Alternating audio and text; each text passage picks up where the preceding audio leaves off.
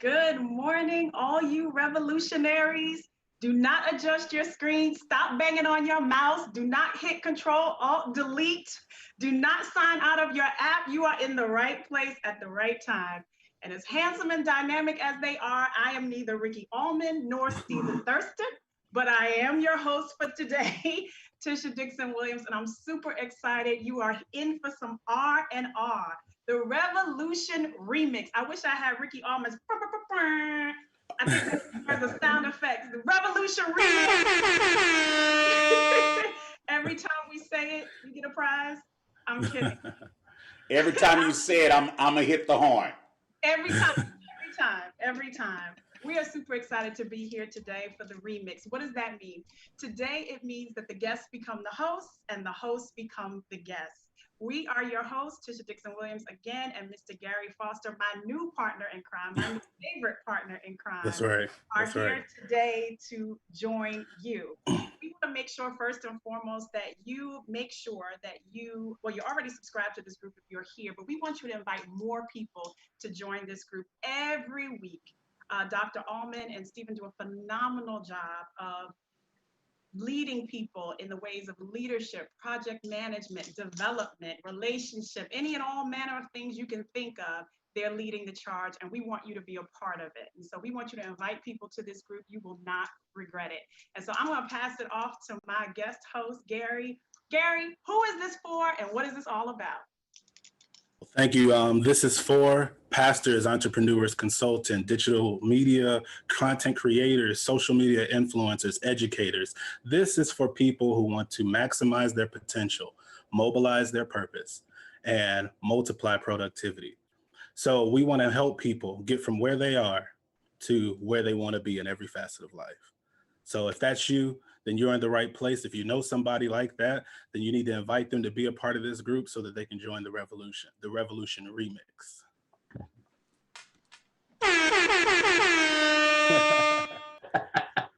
That's never going to get old. No, this is good. So, Gary, tell us who we have here today as our special guest. Absolutely.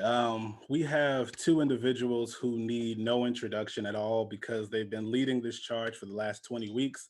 So we decided to flip the script and give them a break for a change.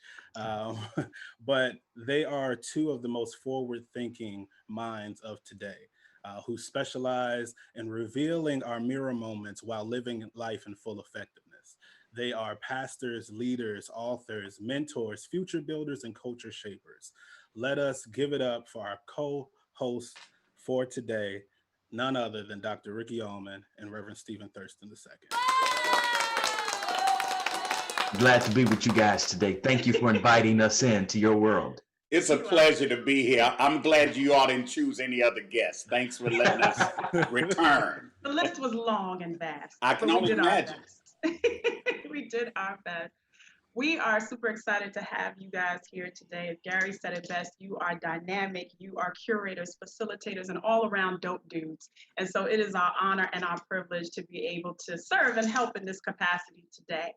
But I'm going to start with you, Ricky. I'm so excited to Stephen did too. You, and I hope I can. You didn't have to start with me. Oh yeah, I'm starting with you. You're used to it. Your name begins with an A. You're always top the list. I'm sure. The head of the class. Stephen, this is not going to go well for us today. I can already tell. Yes, sir. So last week, we began our conversation on the pivot, more specifically from pandemic to productivity. And the conversation got so good that we had to come back for round two. And in flipping this script and reversing it today, we want to ask you guys some questions about how you pivoted and how you made the pivot work for you. So one of the things that we identified last week, we talked about what the pivot is, but we also talked about there being different pivots. And Gary and I got together, we fleshed out very specifically 3 different types of pivots.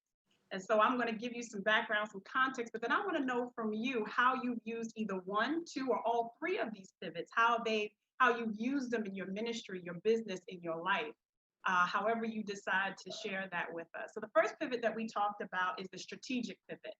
And you know, I'm a preacher, so I got to give you 3 points and illustrations, right? I understand. So the so the first pivot is a strategic pivot. So we look at a strategic pivot. We talked about this last week. We think about a basketball pivot. A basketball pivot is used in defense and is also used to see a window of opportunity for offense to make a shot. And so when we look at where we are in church and business, what are some of the strategic pivots that you've had to put in place in your business and church, in life? Maybe it's your personal life. How have you had to strategically pivot? The next pivot we want to talk about is the creative pivot. So when we thought about a creative pivot, we thought about a ballerina. Ballerina and dancers pivot. And the interesting thing about when they pivot is they make it look so beautiful and they make it look easy. But if anyone who's had any dance training knows that a pivot, a pirouette is anything but easy. It takes a lot of work. It takes a lot of technique. We likened it to sort of the duck floating on the water, but the feet moving miles an hour underneath the water. And so, but it's so creative and so beautiful that this creative pivot is what attracts people to you. So in a time when people are not in a church building, what kind of creative pivots can we use to draw people to us? And then thirdly, we want to talk about the providential pivot. Providential pivot, I would say, is where I sort of landed in First Baptist. A providential pivot is not a pivot you put in place, but rather God put in place. So maybe it's a pivot where God provided what you needed before you even knew what you needed, so that when the time came to pivot, you would be ready. So the strategic pivot, the creative pivot, and the providential pivot. We want to hear from you where you've used one, two, or all three of these pivots in your career, business, or personal life. Well, first, Tisha, thanks again for being one of our hosts today, as well as to Gary. And this is a great question. And we had to have you all be the host today because you all not only engaged in such an amazing way, but you expanded the conversation with such dynamic insight. And so I'm glad to be on the other side of it, if you will. For me, this is an amazing question because for me, all three pivots are interrelated. And they actually began before pandemic. They actually began as far back as June 2019, March 2019. It actually started with the Life Lessons book. My wife and I have strategic conversations every week. We actually give it a tag. I'm not revealing all that. That's home stuff. But we have a name for it. Along with our pillow talk, every week we set aside time just for strategic conversation. We sit out on the balcony and just unpack what it is we see, what we think is the best path to get it done, and what the resource and relationships are we need to do it. So early part of 2019, my wife said to me, listen, you've been preaching over 36 years. You've been pastoring over 28 years. You've traveled around the world. You speak in leadership conferences. You consult with CEOs. You do all of these amazing things. But I think it's important for people to read how you think. They hear you speak from your thoughts, but they need to hear how you think. And in hearing how you think, you need to attach a tool with that so that you can go around and share with people from that. Gary was a part of that team. So I put out life lessons, 31 Proverbs for purpose and productivity. After Let me stop right there, because you would do this if this was someone else. Let me stop right there and say, if you have not read Life Lessons, if you have not ordered Life Lessons, you're missing out on the biggest life lessons in the world. Wow. It is right now my devotional book of choice, and I'm truly, truly enjoying it. So make sure you go out and get Dr. Allmon's book, Life Lessons. You won't regret it. Y'all took notes too well. I'm done with this. Thank you. Yes. And so now, so here's how they're interrelated. So the strategic pivot, I'm going to skip down to the providential. In the process of preparing to release this book, I meet Stephen. Literally, I'm sent to a meeting. that was not on my schedule. I'm sure it happened to him too. I think we both just Yes, ended up sir. at this meeting, and we never met before. And so we both knew of each other, but we had never met each other, nor did we know that we knew of each other.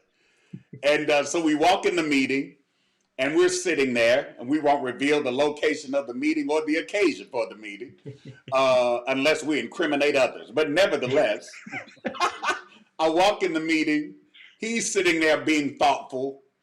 I'm sitting there being absolutely unequivocally bored. Neither one of us are saying anything. I speak up and say something because, one of the things you learn as a leader is when you're brought to any room, you want to make a thoughtful contribution. But you want that contribution to be concise. You want it to be pithy. You want it to be pointed. You want it to be substantive. So if it's not but one statement, you need that statement to count. Well, Stephen is obviously in the same ether that I'm in. So he's sitting back as well. I make my contribution. He makes his contribution. It was interesting. There were parallel thoughts. Wouldn't expect anything less. The meeting is over, and we didn't do the patronage thing. We genuinely introduced ourselves to each other like we didn't know the other person existed on the planet at all. But we made it personal, and then we followed up immediately. And so I've got a book getting ready to come out strategically. Providentially, God allows Stephen and I to cross paths. Here comes the creative. Fast forward to March. By this time, we are friends and brothers. We've hung out. We have a weekly rendezvous at some Epicurean spot around Chicago. I mean, we rolling like we've been knowing each other for 30 years. I said that about you. Yeah, it's true. So literally the week before shutdown, we're in and our conversations are organically strategic. They're organically creative. They're organically expansive. Like, that's just our conversations. We don't do it. It's just what becomes. So pre-pandemic, we've got ideas on the table that we want to put out there to edify leaders, to equip young leaders, to encourage pastors. We were already working some ideas that will be coming soon, as a matter of fact, to a digital platform near you. Near you. So here comes the creative. So strategically, my wife and I are talking about, okay, you have to re-engage your voice beyond the pulpit. You have to re-engage your voice in real time among real people, giving them real content that they can use in real life, outside of you being the pastor preacher. That happens. While that's happening, I'm writing life lessons. While I'm writing life lessons, I meet Stephen. After I meet Stephen, the pandemic gets ready to happen. Stephen and I are on the phone. I say, man, we've got to do something to speak to pastors to help them make the pivot in this pandemic, because they can't go to their buildings. Many of them don't even know what that world looks like because they've been afraid to go to live streaming or go on Facebook Live. He said, Rick, let's do it, because that's how our conversations go. This is literally the conversation. Stephen, what do you want to call it? He said, let's call it The Revolution Will Not Be Televised, It Will Be Streamed. I got it. I hit Gary, say, look, this is my concept. This is my idea. This is how, it's funny, I've got all the players on here, so none of them can deny the association with this. I hit Gary, he gets it back. This is like all within 24 to 48 hours? Yep. Stephen, how you like this? Love it, man. If you know Stephen, he's always affirming, always encouraging. Love it, man needs to be a t-shirt. That's Stephen. If anybody try to steal it, we're going to find you. Because that's what he says when he really likes something. Love it, man. Yeah. You're going to get that on text, phone, or in person. Love it, man. That's true. That is a t-shirt, by the way. And that's what brings us to this point. So I think it's an amazing question that you asked me. And I can probably give you literally 100 different scenarios similar to that. Because in my life, over this 47 years of living, that strategic, creative, and providential pivot have all been interrelated. And I'll tell you what the central thread has been. It has been relationship with people. All three of these areas have been inextricably connected to relationship.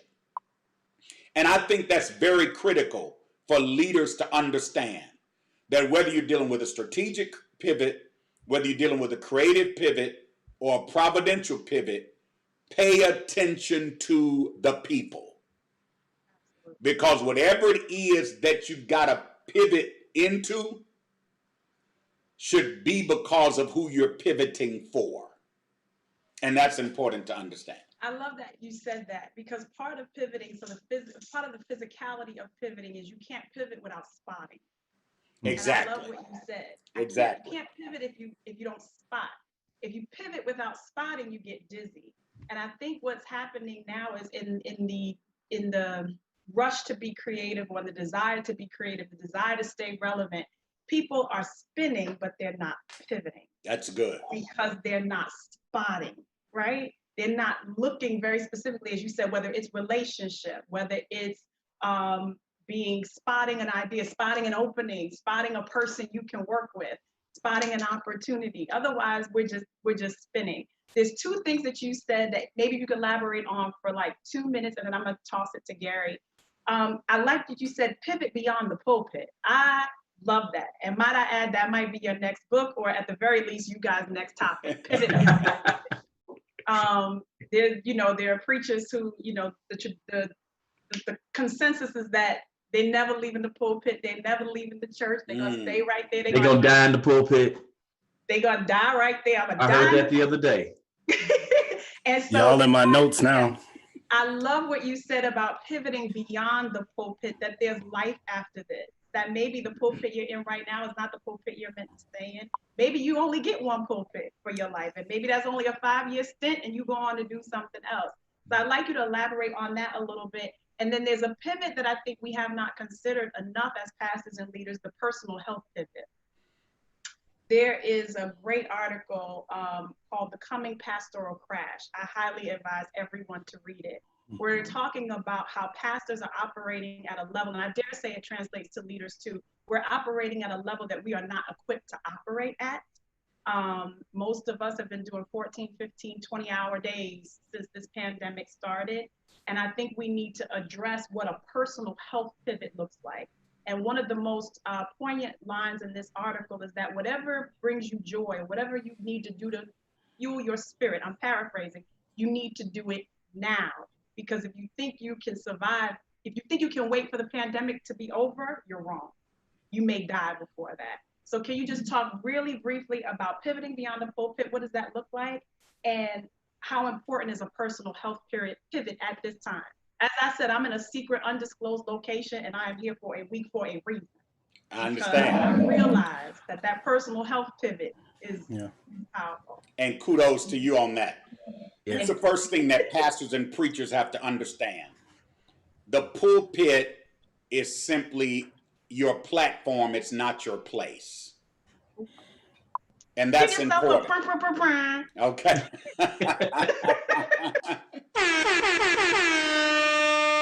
The pulpit is your platform. It's not your place. And so understand, because here's where preachers get stuck. Well, I've been called. You're right. But your calling is not to the pulpit. Your calling is to people. And the pulpit is just one of the platforms that you use that's designed to be used to reach people. The reality is, some of the people you're called to reach, you'll never reach them from that platform. So what you have to do as a communicator, as a leader, as an influencer, is you have to identify the other platforms that best fit you, so that a megaphone could be put to your mouth, so that your voice, your thoughts can be amplified to reach those that will never come through the doors of a church or will never watch you on a streaming service. And that's very critical, because some people that you call to reach won't watch you preach on a live streaming church service, but they'll watch you on a podcast because it's the platform that they're comfortable with. So I think that's the primary thing to understand. I think the reason why you have leaders who say, well, you know, I'm a die in this. And when I came up as a kid preacher, you know, they put a lot of gravitas on calling, rightfully so. And how sober you should be, and how single-minded you should be, and how sincere you should be. And all of those things are important. But at that time, you didn't have Facebook. You didn't have MySpace. As a matter of fact, when I started preaching, you didn't even have Nintendo. Okay, so I mean, at that age, at 8 years old, everything was very mono, right? Nothing was in stereo. There is no iPhone. There are none of those devices. So naturally, the pulpit was the platform. But as time went on, pretty rapidly, platforms began to expand. Other opportunities came. And I'm thankful to my father and my mentor and my pastor for having the foresight and the insight to see what I had in me. And I remember him saying to me as a kid, he said, Rick, with your voice, now you got to think, at this time, there's no social media, there's no live streaming, but one of his close friends said to him, who was not a preacher, who didn't even go to church, he said to him, he said, Rev, he said, I need you to understand something. As soon as you can, you need to go on TV. He said, because people believe more of what they see on television. Now, back then, you might have had 8 channels. But he said, you need to get on one of those channels because people believe more of what they see on TV than they see live. I'll never forget my dad coming home and telling me that. And he said, Rick, here's what I need you to do. God's called you and he's given you a gift. He said, but with the voice that you have, now I'm 8, 9 years old. He said, think about radio. That was the only other medium really you had other than television. And so what he was saying is think about ways to use your voice. So I started recording messages, sending them into the radio station. And somebody played them, you know, of this boy preacher. As a matter of fact, I've never shared this story before. Like, this is an exclusive. In 47 years, I've never shared this. So y'all get the exclusives today. Not an exclusive, Gary. Wow. So that's what pastors need to understand. Your life is not designed for you to die in something that's only designed to be a tool for you. So don't take something that's designed to be a tool for your life and make it all of your life. Watch this, because it's going to cause you to miss the rest of what your life is designed for. That pulpit is a platform that's designed to open doors so you can explore the rest of who you are, and so you can expand your influence to touch those that you'll never touch from that platform. That's on there. And I can talk about that all day. Stephen know it because we talk about this all the time. But I'll digress and take a sharp pivot to the health issue. And I can speak firsthand about this because right now I am on day 29 of an 80-day, and you didn't know this, Tisha, so it's funny you would ask me this. I'm on day 29 of an 80-day all raw plant and vegetable detox that my wife and I are doing. So if I look like I'm a little thin around the neck, I don't have COVID-19. Just you look as suave and debonair. Yeah, thank you. So, I mean, you see the shirt's a little big, you know, so over these weeks, I'm not buying new clothes until I get down to the size where I can go and rummage Stephen's closets. You know what I'm saying? So my clothes gonna look oversized for a little while. So it's funny you asked me that question. And the reason I'm doing that, one, is to make sure my immune system is built up for whatever this pandemic and COVID-19 will bring us. So both my wife and I are doing it. I think overarching that, we love ourselves and we love one another. So we want to maximize our health. And that's where it has to start. Because particularly since you were talking about preachers, and I asked Stephen this question on Thursday, if he could do, what would he like to do more of in one day or during the day? And he spoke to that about introspection.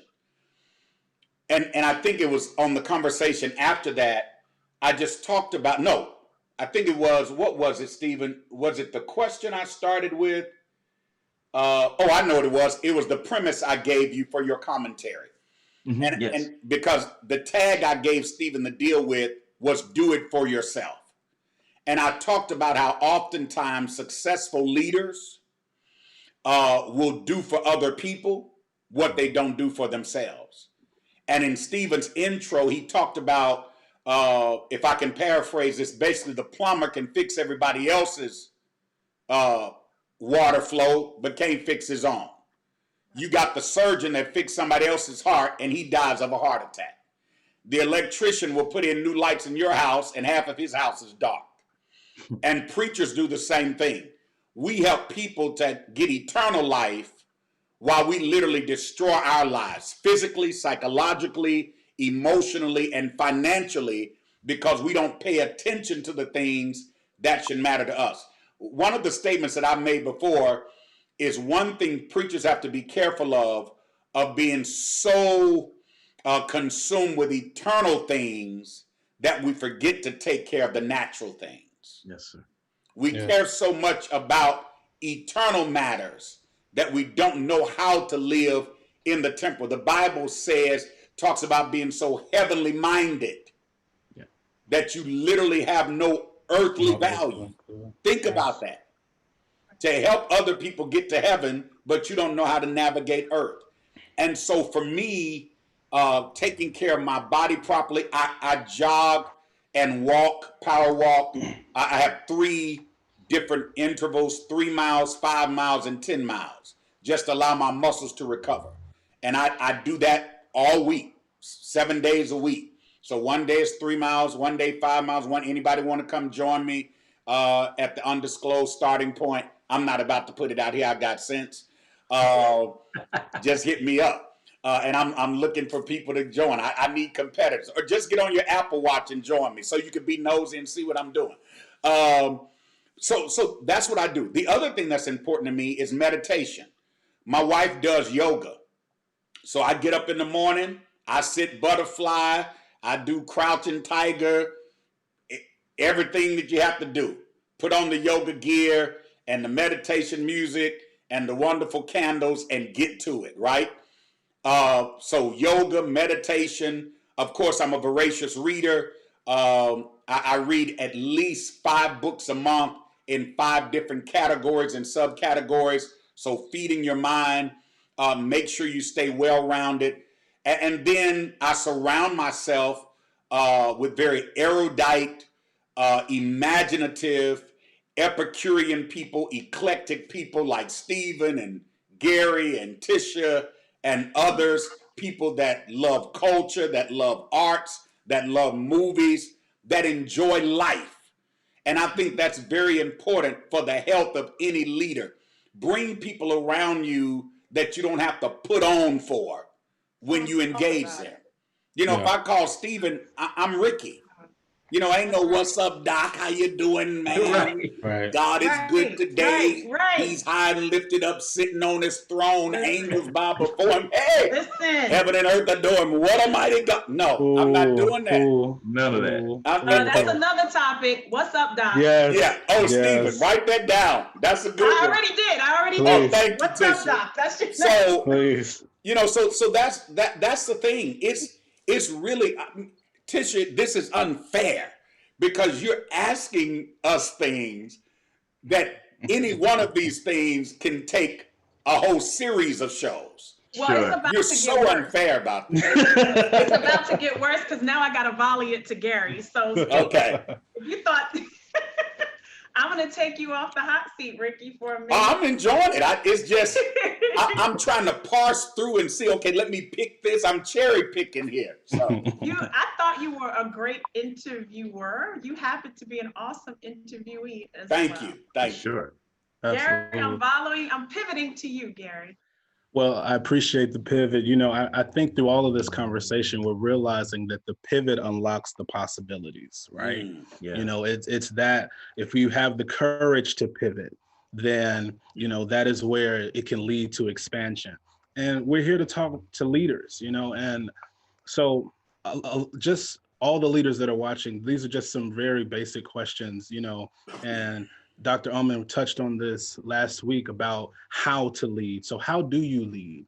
Where are you leading these people? And are you leading beyond your existence? As the what's up doc lingo, Dr. Allmon, you all in my notes. But the question is, well, not even a question. The dream, whatever you're trying to facilitate, it shouldn't die with you. You've got to be able to lead beyond yourself, because true leaders, they're not leading in the moment. They're leading from the future and building backwards, right?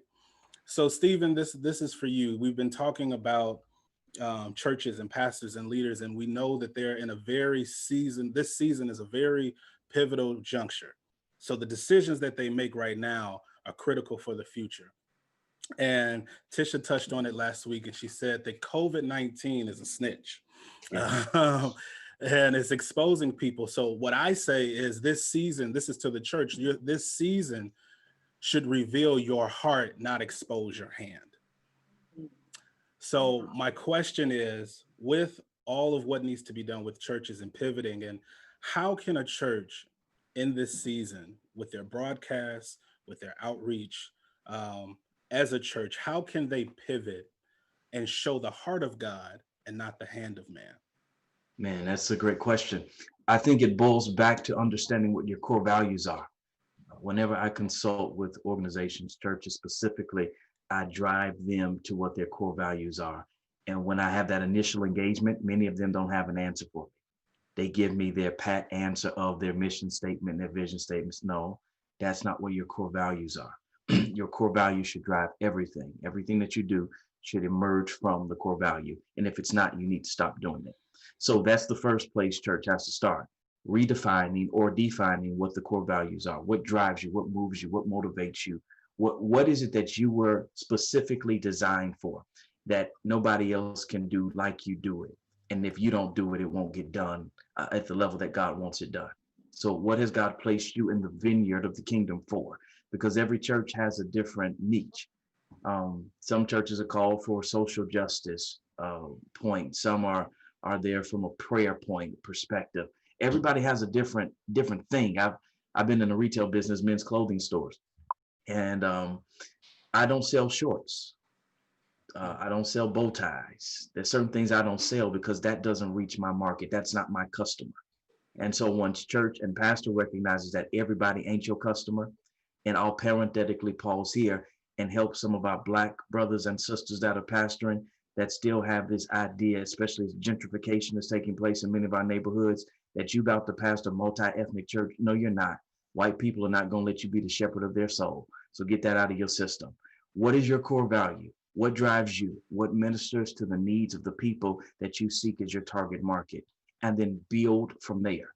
That's how we're able to show God's heart rather than our hand in ministering to people. And then as we recognize the foundation of our faith in Matthew, it lays it out for us. The greatest commandment theology, as my friend Christian Smith says, to love God with all our heart, soul, spirit, mind, all of that. But second and equally is to love our neighbors as ourselves. And when we recognize who our neighbor is, everybody is our neighbor, not just the people that drive like us and worship like us and fall in the same tax bracket as us and live in the subdivision as us, but everybody is our neighbor. And we operate from this place of love. Then everything that we do, every pain that we see, every problem that we see positions us to connect with our core value and then to reach out and cater our ministry, tailor our ministry to meet the specific needs of those people. And as Ricky Allmon would say, if you remain silent when you see the pain of people, you're sinning. So we have to create and craft ministry that meets the needs of our people, that aligns with our core values. And that's how we show the heart of Christ. That's how we operate as his hands and his feet here on earth. Wow, that was good. Um, I thank you for sharing that. I appreciate that. One of the things that I've been wondering and actually marveling in is how there's been a some form of lack of connection between the generations. So as a legacy, as someone that has been following in the footsteps of a rabbi, right? Yeah, That's both of you actually, But how what do you say to a leader that's having trouble? It might not just be a pastor, it could be a leader of an organization that's sure. having trouble in this new season, this digital world, because that's what we're dealing with right now, this digital world. And they're having trouble navigating, but also not delegating enough to the next generation. Because I can say this for myself. If you show me an organization that does not have a millennial in leadership, I will show you an organization that's ready to be extinct. Yes, sir. So tell me what you would tell a leader that is an older leader that's having trouble navigating and delegating in this Sure. pandemic season. Sure. Own and recognize your weaknesses. Self-awareness is critical. It's crucial. It's key for any leader to be successful. Know what you suck at and then staff to that. Bring people in who are subject matter experts in those areas, recognizing that you're not. And let me say again, especially the pastors, just because you've been called to preach doesn't mean you've been called to do everything else. That doesn't automatically make you a whiz kid when it comes to finances and how to raise money, how to manage money, you're not an HR director. You don't understand the law. So wait. I have to pull a Dr. Ricky Allmon here. So wait, you're saying that if I'm not good at everything, then that doesn't make me a bad person? No, sir. Or God is that, Pastor? No, God has called each of us to specific things and given each of us specific gifts. And we need to engage in lane management, stay in our lane, and then bring people in the other lane with subject matter experts in those lanes. And that's how we win. That involves creating leadership pipelines. So one of the things that we had instituted at Salem last year was a leadership pipeline. And we called every ministry leader to find somebody a generation or two younger than them that would serve as a co-leader in that ministry. And they had just 2 years to begin to transition out because by 2023, it was our goal to have everybody in leadership 35 and younger to create posterity for the church. Because there's some stuff, especially again, from this church perspective, many of the pastors, that baby boomer era and older, they were trained and developed for 20th century ministry, not for 21st century ministry. So some things are just beyond their capacity, and that's okay. Nothing about you that's bad because you weren't trained for where we are now. Just bring people on who can do it and get it done and do it well. It's going to make you look great as a leader anyhow. Oh, Reverend had so much vision to get that young girl in here that know how to do all this stuff. Oh man, we can continue to follow him because he sees to the future. He cares about where we're going to be years from now. Mm-hmm. That's how you remain great. That's how you create legacy and you don't die as a legend. And there's a difference between the two. So many people want to be legends and not create legacies. Say that again. So many people want to be legends and not create legacies. It stops with them, how great they are, what all they did, the building that they built, but nothing lives beyond them. And I celebrate the fact that I'm from a legacy, fourth generation of Thurston to have pastored the same church for 84 years. Wow. You don't see that. And that's because every one of them had a vision for the future, made plans for the future, was not afraid to bring that younger person alongside to train and equip them, and then hand the baton off so that the baton didn't have to be pried out of a rigor mortis hand. You got to pass it on. You got to have, as Ricky talked about, have a life outside of what you do. What you do can't be who you are. No. It doesn't define you. There's got to be more to you so that you can feel comfortable. When I got to Salem Baptist Church of Chicago 3 years ago, I came in the door with an exit strategy. I was looking for my successor, even though I wasn't senior pastor. Because my life is more than church. It's more than Salem. It's more than New Covenant. I bring more gifts, skill sets, and abilities to the table than to be sequestered within the confines of a congregational setting. And when more leaders have that mindset, it opens the door for legacy to be created, for vision to go well beyond where they are. As Ricky says, vision ain't just seeing to it, it's seeing through it. Yeah. And we've got to see through where we are to get things going in the proper fashion. I wish I had the little hand clap button over here when, you know, I could push it, you know, but but definitely, you know, I think I think what I'm hearing you say is if we could literally just take the strength of the youth and the wisdom of the seasoned, Yeah, season saints. you know, then we would actually be stronger together, you know. Correct. And I think that even though that's such a small and easy thing to hear, a lot of people are missing it. Yeah, You know, that's and because then the you church find yourself. the church has been built on segregation. It's an element that we don't want to talk about. I ain't talking about white and black segregation. I'm talking about age segregation. Yeah. Yeah. And there has not been the interconnectedness and intergenerational ministry that's been done. We got singles and married. We got youth and then the children and then the college. No, there's never an opportunity for ministry to be done where everybody comes together, where the wisdom and the knowledge can be infused and shared together. I've got to interject on this. When you talk about ageism in the church and the lack of inclusivity, the lack of integrative ministry and collaborative community. I was listening to NPR on one of my walks, and they were talking about a form of ageism. It's a new term they put out, though it's not a new concept, called adultism. So this is a form of ageism. A psychologist was talking about this. And adultism is when adults diminish the value of the contribution of young people for one reason alone, because they feel like they're not old enough. You can't know the best way to do this. You're only 13. Yeah. You can't have a better idea than I have. You're only 17. And that's becoming very prevalent now. Now, here's the reality. In pandemic, we're literally, virtual is now reality. It's no longer virtual reality. Yes. Virtual, that's a whole nother show. Virtual is reality. Well, guess who understands virtual as reality best? Thank you. Yes. Generation Y and Z.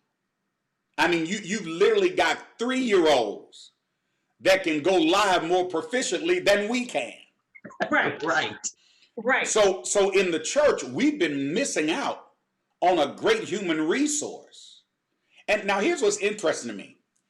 The majority of churches, particularly in the African American community, but you can say it's probably true for any Protestant group of any culture, most churches were built on young people. Thank you, sir. In their formation. Like, let's think about this. Yes, sir. The civil rights movement, young people. Thank you. Yes. I mean, think about MLK. Yeah. I mean, they were in their late teens and 20s. Yes. Think about this. Yes. So that's what movements were built on. So how is it that you get to a certain age, and I'm getting ready to answer my own question, and now you don't see the value in somebody who's now the age you were? I know what it is. It's called self-preservation. Yes. And Yes. anything facing extinction is gonna fight for its life. Right. So you don't want things to go No. farther than you because they can go without you, but you're not understanding that the point of leadership is for you to create something beyond you.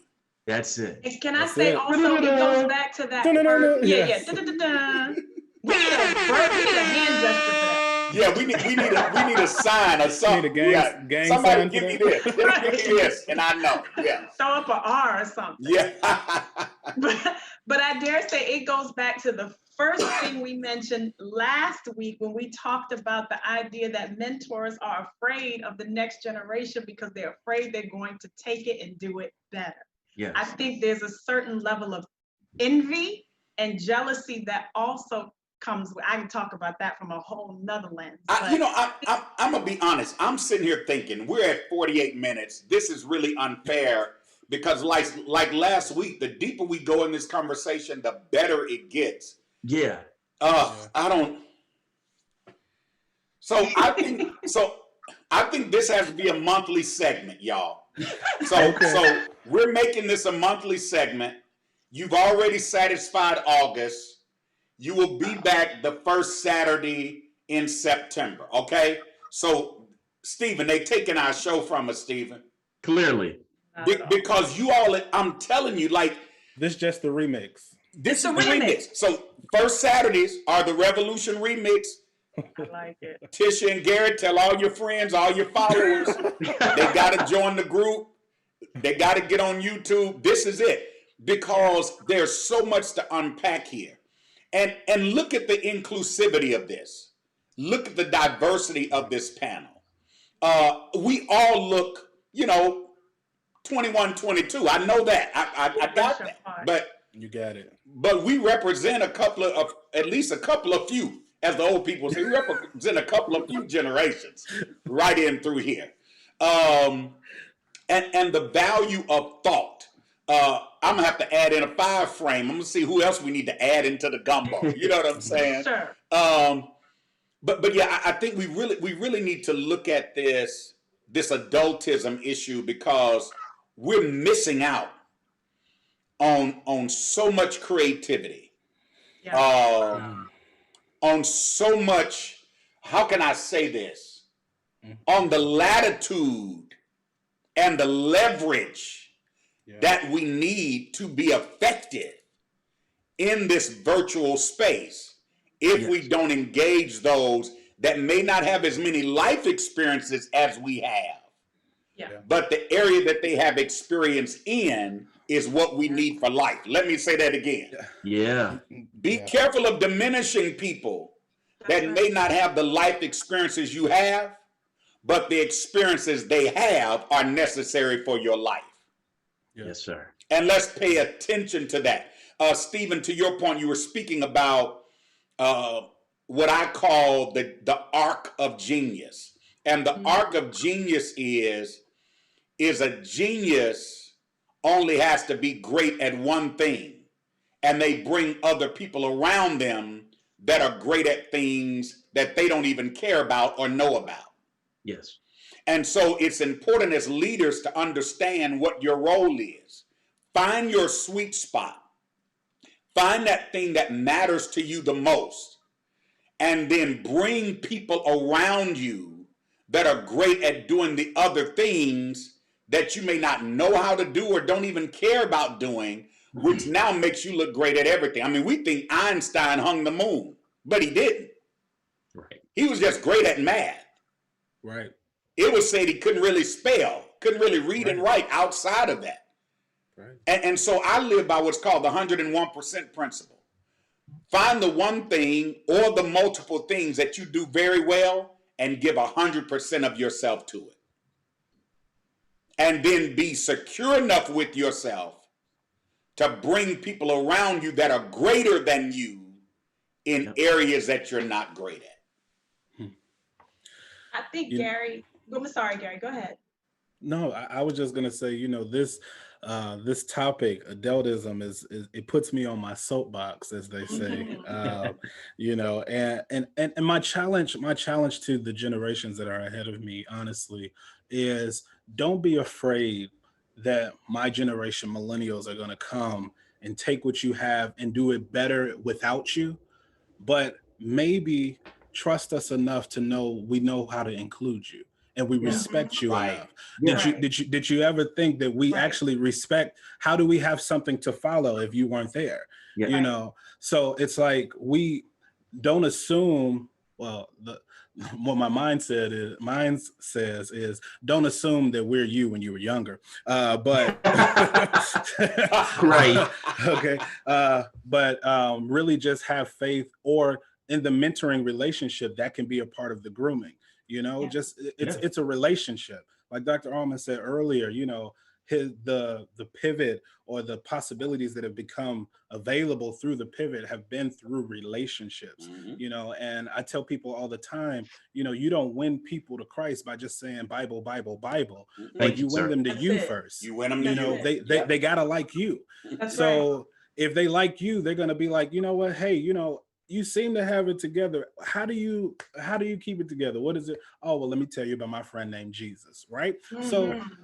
the relationships are how the world moves. Relationships help the world go round. So that would be my challenge to the generations ahead, to have faith enough to know that we're not going to leave you behind because we respect you and we know on the shoulders of what we stand on. Did Reverend Foster just give us a whole message and invitation to Christ in like 10 He sure seconds? did. He I sure believe did. so. Low I key, heard for it. real. Like low key, I heard he his just trout snuck it sound. on in there. I'm like, I decided I'll follow him. Okay, I'll follow Jesus. Gary, I love what you said, and I think we have to challenge the generations before us to relinquish their egos and insecurities as well. Yeah. We From got a totally we different got lens. what you need. We got what you need. We just want you to allow us to give it to you. Exactly. We got it. Exactly. We want to help you. So Yeah. Exactly. And we don't want you to have to die for us to do it, but we will accept that if that's what it takes. See, remix after dark. We just what noise? remix after dark. It just went there. I don't even know what noise I want on this one. And amen. I just got to give you amen. Yeah, I just have to give you amen. Gary, we got to build up my sound effects. Well, we heard that before. We were at a conference and the speaker said, you are 2 funerals away from a revival in your church. Yeah, Yes. that's unfortunate. Oh my. That's unfortunate. And I thought when I heard that, I thought that was probably the most cold, callous thing I could have ever heard. Keep living. And keep leading. And keep living and keep leading. You know, I don't want my generation's motto to be, you know what, it's okay, do your thing, we'll outlive you. That is not what I want our generations to be, because that's not what we care about. Like you said, we don't want you to die to have to do this. We really want to do it with you so that we can learn from you. It's similar to, and I know we're running out of time, but like my leadership style is a big brother. You know what I'm saying? That's how I move, how I operate. I'm not finna hover, but I'm here to make sure that you don't step in the potholes that I stepped in so that you can be better. Literally, that is what we want. We want somebody that can walk with us, the relationship that you wish you had, somebody to tell you how to navigate, how to do. We want that. And we want to give you the tools that we have, the insights from growing up on Nintendo, Sega, Dreamcast, PlayStation, and all these virtual things that we grew up with. So that we want to work together.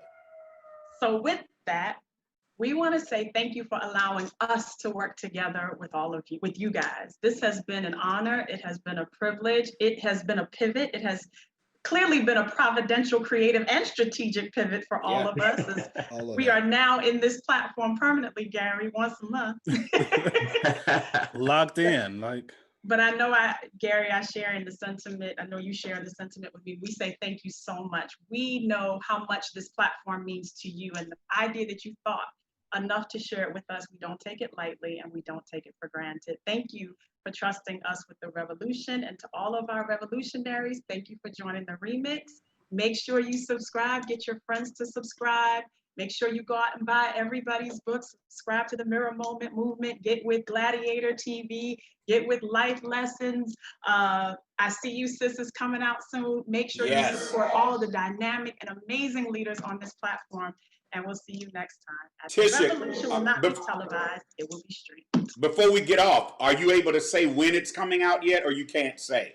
I can't say, but it's in the next 3 weeks. That I know for sure. So that means by the time, some marketing by the time you all are back on for it'll be ready. Good. All right, good. So y'all tune in, listen. To everybody that's in the revolution will not be televised. It will be streamed group. Find at least 5 more leaders between now and next Saturday. You don't want to miss it, because we're dealing with the subject, my head hurts. Yes. Yes, that's what we're dealing with next week. That was the picture right there, Gary. Wow, that would be a good graphic. But my head hurts. We're just talking about how you've had to process mentally, psychologically, emotionally, relationally. We're going to help you with some coping mechanisms. so you can thrive and not just survive. Let me share this because it's on me. Something I heard yesterday, it was on MSNBC. A psychologist came on. They were talking about how people were coping. So this is Revolution Remix. Now we're on what they call it, overtime. All right. Afterglow. So this is overtime. I got to share this because this is a conversation. This is going out everywhere. It will live in perpetuity. So when we're having these kind of thought-provoking, life-giving conversations, it's important for us to put this stuff out there. Tisha, they were talking about a concept called catastrophizing. Everybody says it. Catastrophizing. Catastrophizing is a mental conditioning where when you've lived in a prolonged catastrophe or disaster or crisis or pandemic, you wake up in the morning expecting the worst. And that's the condition that a lot of people are living in. And they don't even know they're doing it. But before their feet hit carpet or hardwood floor or whatever it is, their brain is already, okay, here goes the same old day. I can't go anywhere. I got to put this mask on. I got to do this. We're going to help you deal with that next week. We're going to deconstruct you catastrophizing so that you're not living your life in a state of crisis, because some of you are doing it and don't even know it. If you want to hear more of that, be here next week. Invite 5 people to join us. As a matter of fact, when they join, tell them to send Stephen or I a message or put a message in the group, and we'll see it. Even if it doesn't show up on the group wall, we'll see the message to let us know who invited them, because we're just going to be giving away some stuff. We're going to be giving away ebooks and books, and so we need to know. So when they sign up, go get them. Tell them, let us know so we can hook you up. All right. Have a great day. Tisha, amazing job. Gary, amazing job. Great job, Gary. Go follow Tisha everywhere. Tisha. Hit up her Cash app. Follow Gary everywhere. Oh, Gary, you got a birthday coming up. That's right. I'm putting him on blast. He's turning 30. When? August what? 13th. August 13th. Go to his Instagram. It's going to be something crazy going on Gary's Instagram on August 13th. And then my brother, my friend, my main man, 50 grand. No, my main man, 100 million. The Reverend Stephen J. Thurston, the second and junior. That I have to mess with him like that. Follow everything he's doing. Connect to the Mirror Moment movement. Get his books, ebooks, and hard copy. We're just glad to be here with you. We're just trying to help you change your life. Y'all some amazing hosts every month. Y'all on. We get to hang out. Thank y'all for letting us be here. We'll holler. Thank you.